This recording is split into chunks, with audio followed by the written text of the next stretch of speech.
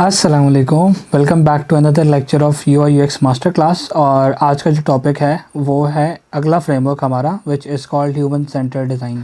तो हम human centre design भी देखेंगे। अभी तक हमने सिर्फ दो अप्रोचेस पढ़ी हैं, एक डिज़ाइन थिंकिंग पढ़ी और एक हमने UCD पढ़ ली।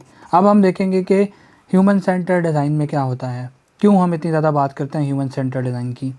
सो before going to all of this, एक 10 सेकेंड सोचें कि ये जो स्क्रीन पे आपको लड़की नज़र आ रही है ये कौन है and why should you listen to हर।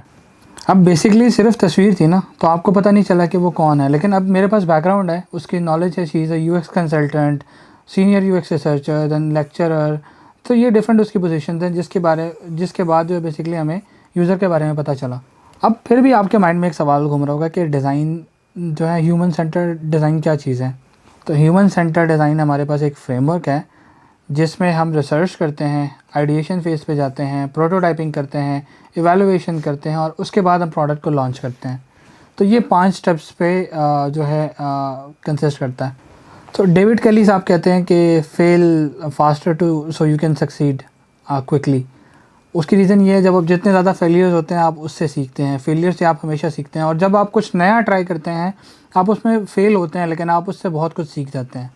लेकिन हमारे पास एक प्रॉब्लम है। प्रॉब्लम क्या है कि क्या मैं अपने डिज़ाइन के बेस पे जब प्रोडक्ट नहीं बना सकता, अपने एक्सपीरियंस के बेस पे, अपनी नॉलेज के बेस पे मैं प्रोडक्ट नहीं बना सकता। यहाँ पे एलन कूपर साहब कहते हैं कि merely being the victim of a particular problem does not automatically bestow as one the power to see its solution. तो ज़रूरी नहीं है कि मतलब आपको सारा कुछ आता है तो आप प्रोडक्ट खुद बना सकते हैं। बिकॉज देखें, अल्टीमेटली आप अकेले तो नहीं है ना जिसने प्रोडक्ट यूज़ करना है। प्रोडक्ट तो बहुत सारे लोगों ने यूज़ करना है, जो कलेक्टिव यूज़र ग्रुप्स होगा जिन्होंने आपके प्रोडक्ट को यूज़ करना है। तो आपने प्रोडक्ट उनके लिए बनाना है, तो आप अपनी उसकी चॉइस पे कभी भी नहीं बना सकते, बिकॉज वो ऑडियंस की तरफ जा रहा है वो प्रोडक्ट। लेकिन एक सवाल और है कि is Homer Simpson the average American. एक 10 सेकेंड सोचें।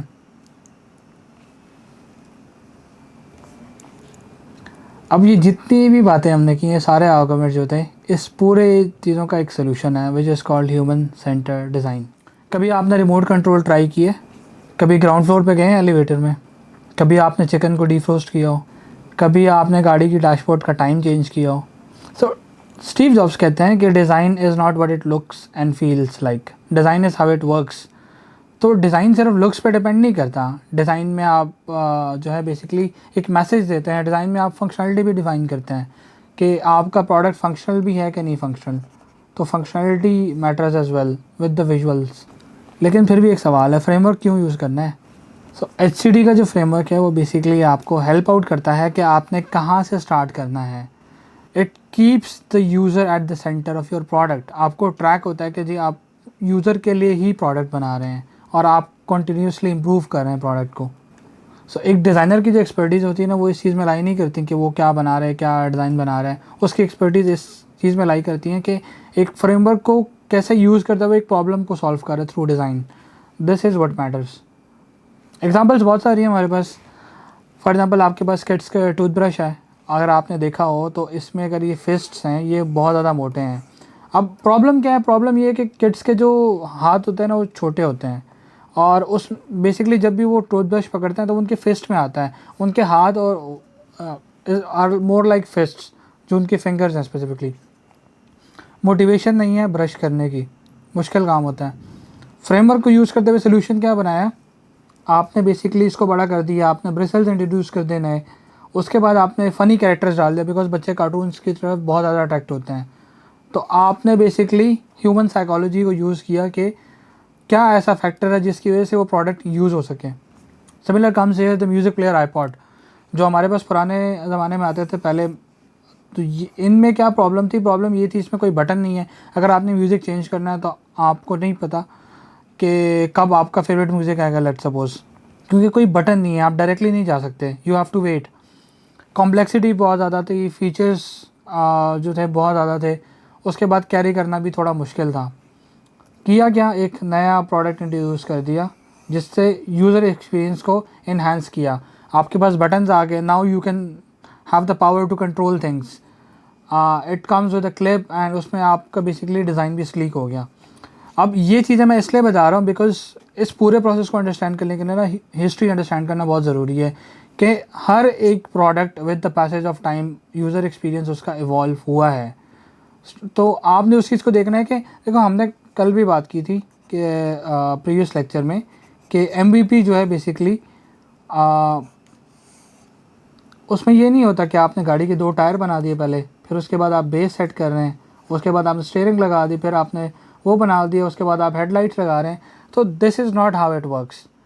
MVP is basically with the passage of time same product को इम्प्रूव करते हुए आप यूज़र एक्सपीरियंस को अच्छा कर रहे हैं। उसके बाद आपके पास रिमोट थे, टीवी रिमोट बहुत ज़्यादा पॉपुलर थे। आज से अगर मैं 10 साल पुरानी बात करूँ, चलो लेट्स सपोज 2015 की बात करते हैं, इस तरह के रिमोट्स आते थे। अब इसमें प्रॉब्लम क्या है? प्रॉब्लम ये है कि इसमें आधे से ज़्यादा बटन आपके काम के नहीं हैं। इसको ऐसे कंसिडर करें कि टू मच फीचर्स हैं आपके पास एक प्रोडक्ट में, और आपके यूजेज के यही हैं सारे के सारे। अब जिसके पास DVD थी तो बेसिकली DVD के लिए ये पूरा सेक्शन था। तो अब हर किसी के पास तो नहीं थी, तो उसके लिए ऑफ कोर्स आपके पास ये जो है पूरा पोर्शन है वो नल एंड वाइड हो गया, फीचर्स को कोई भी यूज़ नहीं कर रहा। उसके लिए मॉडर्न डिज़ाइंस हमारे पास आए रिमोट के, और वही चीज़ें ऐड की जो कि यूज़र को रिक्वायर्ड हैं, दैट्स ऑल। कोई एक्स्ट्रा फीचर्स नहीं दिए हमने। So this was the problem and this is the solution. Similar goes for this. आपके पास बॉटल के ऊपर जो है रिंग लगी होती है, उसके लिए आपको बॉटल ओपनर चाहिए। अब बॉटल ओपनर आप कहाँ लेकर घूमेंगे? तो आजकल जितने भी मॉडर्न बॉटल्स आते हैं उसके ऊपर ऑलरेडी रिंग होता है, जिससे आप पुल करके उसको ईजिली ड्रिंक कर सकते हैं। अब मैं ये सारी चीज़ें इसलिए बता रहा हूँ because user experience is not limited to digital products only, it contains the physical products as well. जिस तरह के आपके पास इतनी सारी एग्जांपल्स हैं। तो हम ये एग्जांपल लेते हैं कि हमारे पास चिप्स इस तरह आते थे पैकेट्स में। Now let's reduce the packaging way. उससे क्या होता है? उससे बेसिकली आपने एक पैकेजिंग बना ली and then you make things a lot easier, consistent भी हो जाता है और साइज़ भी थोड़ा रिड्यूस कर दिया, वेस्टेज से आप बच जाते हैं बेसिकली। तो नाउ आप मुझे बताएं, अगर आप एक अच्छे प्रोडक्ट डिज़ाइनर हैं, क्या आप ऐसा प्रोडक्ट बनाएंगे जो कि लोगों की प्रॉब्लम सॉल्व करेगा, या ऐसा प्रोडक्ट बनाएंगे जिसमें फ़ीचर्स ही फ़ीचर्स होंगे और वो किसी काम का नहीं होगा, लोगों की प्रॉब्लम सॉल्व नहीं करेगा? इसके जो मज़ीद स्टेप्स हैं वो हम अगले लेक्चर में कवर करेंगे, जिसमें हम देखेंगे कि जो ह्यूमन सेंटर डिज़ाइन के 5 स्टेप्स हैं वो 1 बाय 1 उनमें हर एक चीज़ का क्या रोल होता है।